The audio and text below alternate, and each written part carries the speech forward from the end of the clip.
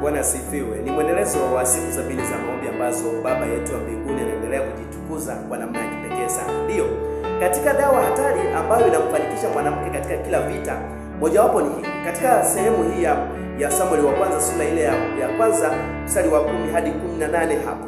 Na utakutana na haya yote haya ambapo leo tumejifunza ya kwamba baada ya hapo mwanamke unapokipata hii dawa ambayo pia ni hatari, ni kumtengeneza mtoto akiwa bado tumboni. Ukiona watoto wanasoma lesoni, ukiona watoto wanafunzwa, ukiona watoto wakiwa bado wachanga wadogo, wataalamu wanasema kwamba mtoto, mama nisikilize, mtaalamu anasema kwamba mtoto ana karatasi nyeupe ndani ya akili.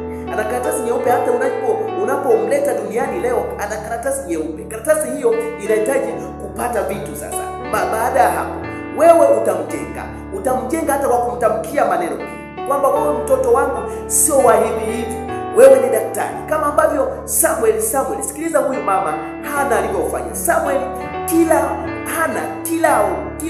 kila anapokuwa akitengeneza kanzu, anasema kwamba kila nyuzi ambayo alikuwa anaishona anaiombea. Kila nyuzi aliyokuwa anaishona huyu mama alikuwa anaiombea. Kiukweli mtoto wako, kila jambo ambalo utamtendea, muombe mtoto wako.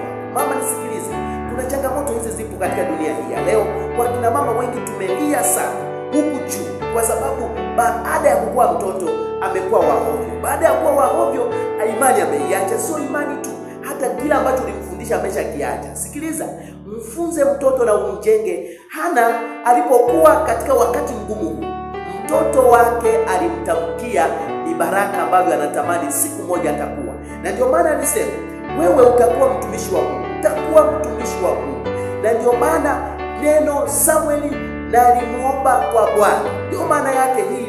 Kwa nini ukumbushe katika siku ya leo, kati ya dawa hatari ni kumjenga mtoto katika misingi ya kumelewa. Hata kama ataiacha njia, hata kama ataasi, hata kama atafanya nini, lakini wewe ulifanya dawa yako, uliweka kwake, uko salama, uko sehemu salama. Mama, fanya haya mambo, yatakusaidia katika maisha yako. Katika maombi zaidi, nimekazia maombi. Ombea mtoto wako, ombea mume wako, ombea familia yako, ombea kazi, ombea tumbo hilo, ombea kila kitu ambacho unakifanya kama mama. Wewe ndo kila kitu, maana wewe ndo kila kitu, wewe ndo kila kitu katika familia.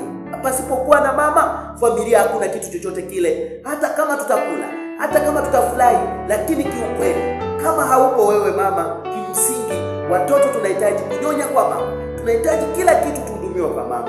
Mama, jenga familia kwa maombi kama Hana ambavyo alifanya. Hii ndio njia salama ambayo ni dawa hatari sana.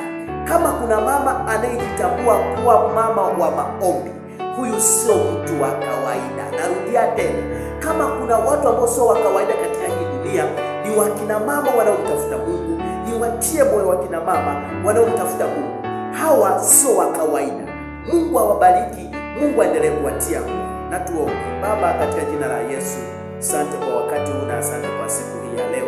Msaidie mama huyu kwa namna ya kipekee kuweza zaidi kujenga dawa ya kipekee kuanzia mtoto akiwa tumboni hata atakapokuwa, aendelee Bwana kumjenga katika maadili yako, kama ambavyo Hana amekuwa kielelezo katika malezi, kielelezo katika kwa mume wake, kielelezo katika kila kona. Bwana utukuzwe, Bwana uinuliwe, Bwana ubaki kuitwa ni Mungu wetu tunayekupenda, ni Mungu wetu unayetujali. Kwa uwezo wa jina lako Yesu Kristo, usimwache mama huyu, mpiganie na kumwezesha na kumfunika ikiwa alifeli. Bwana msamehe na akaanze upya tena na wewe, kwa jina lako Yesu.